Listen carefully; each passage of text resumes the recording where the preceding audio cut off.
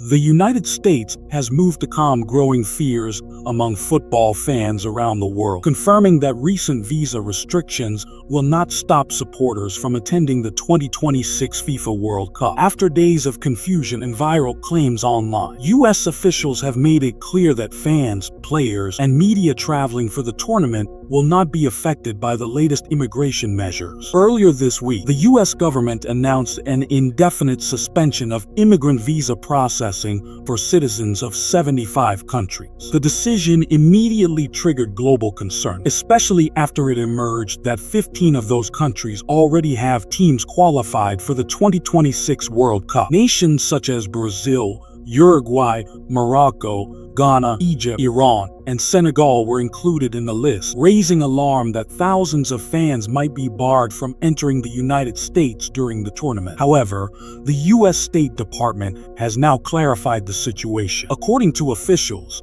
the suspension applies only to immigrant visas, which are used by people seeking permanent residency in the United States. It does not apply to non-immigrant visas, including tourist visas, athlete visas, or media visas, the very categories World Cup visitors would use. In simple terms, fans coming to watch matches, players representing their countries, and journalists covering the event can still travel to the U.S. under existing visa rules. The confusion largely stemmed from misunderstandings about the difference between immigrant and non-immigrant visas. Immigrant visas are intended for people who plan to live permanently in the United States, while non-immigrant visas are temporary and cover tourism, business, sporting events, and international competitions. Reports suggesting World Cup visitors would be blocked were later described as inaccurate by multiple outlets. U.S. State Department spokesperson Tommy Pigott explained that the visa suspension is part of an effort to restrict permanent immigration from certain countries, particularly focusing on welfare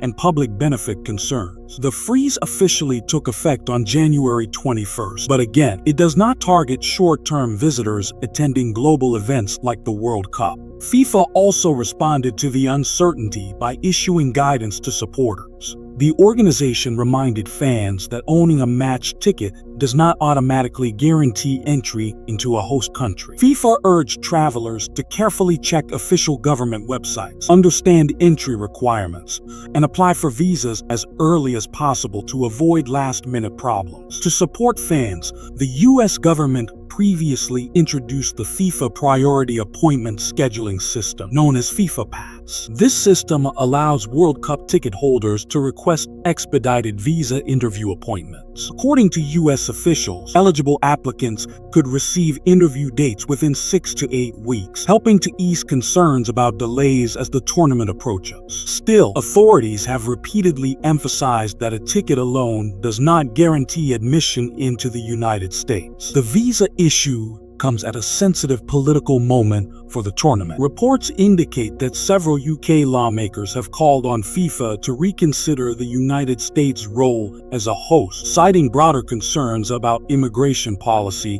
and international law. While these calls are unlikely to affect hosting arrangements, they add another layer of political tension surrounding the event. The 2026 FIFA World Cup will be historic in many ways. It will be the first tournament to feature 48 teams and the first to be jointly hosted by 3 countries: the United States, Canada, and Mexico. The competition will run from June 11th to July 19th, with 16 host cities and a total of 104 matches. The United States alone is set to host 78 of those games, making it the primary host nation. Despite the recent confusion, officials insist that football fans should not panic. For most supporters, the visa process remains unchanged. The key advice is preparation. Apply early, follow official guidance, and avoid relying on viral claims or misinformation. As the world's biggest sporting event draws closer, authorities and organizers say the focus should return to football,